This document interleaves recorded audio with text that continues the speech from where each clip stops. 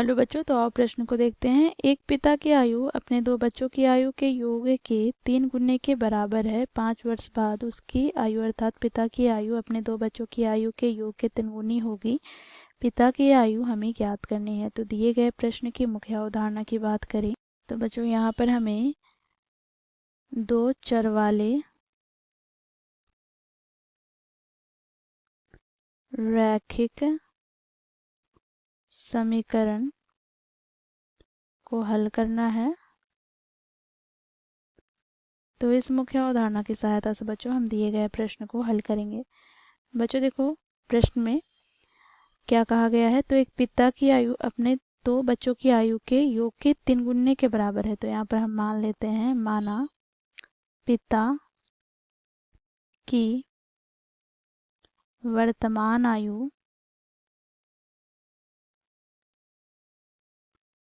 बराबर x वर्ष तथा दोनों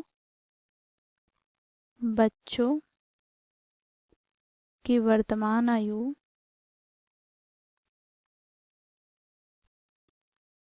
y, z वर्ष अर्थात पहले वाले बच्चों की वर्तमान आयु y और दूसरे वाले बच्चों की वर्तमान आयु z वर्ष। ठीक है। तो बच्चों देखो, प्रश्न में क्या कहा गया है। प्रश्न में कहा गया है पिता की आयु। पिता की आयु क्या है? तो x वर्ष। तो यहाँ पर हम लिखेंगे प्रश्नानुसार पिता की आयु अर्थात x बराबर क्या हो जाएगा। तो दोनों बच्चों की आयु के योग अर्थात y प्लस जेड के 3 गुने के बराबर होगा, अर्थात 3 गुनी y प्लस जेड के बराबर हो जाएगा।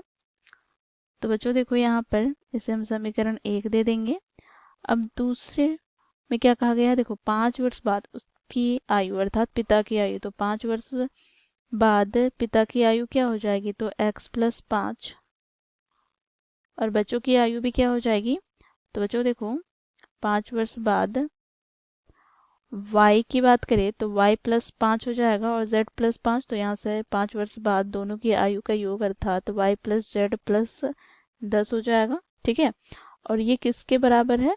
तो ये उनके योग के दुगने के बराबर है, इस प्रकार। ठीक है। तो इसे बच्चों हम समीकरण 2 दे दिए। बच्चों देखो, यहाँ पर हम मान लेते हैं, माना y प्लस z बराबर t। ठीक है।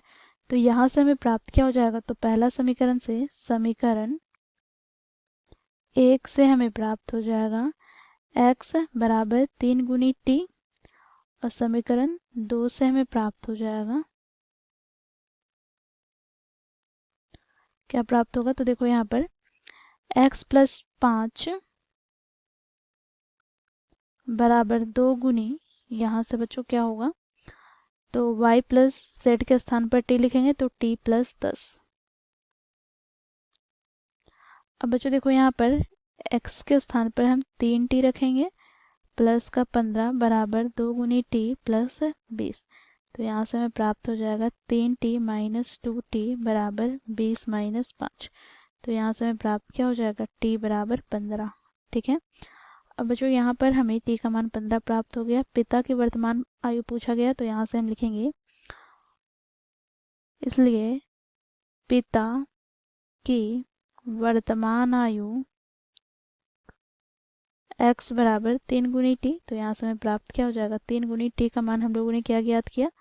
तो बच्चों देखो यहाँ पर 15, तो यहाँ से 3 गुनी 15, तो 15 तिया 45 वर्ष। तो पिता की वर्तमान आयु 45 वर्ष हमें प्राप्त हुई। तो ये हो जाएगा बच्चों हमारा दिए गए प्रश्न का उत्तर। आशा करती हूँ आप लोगों को यह प्रश्न समझ में आया होगा। धन्यवाद।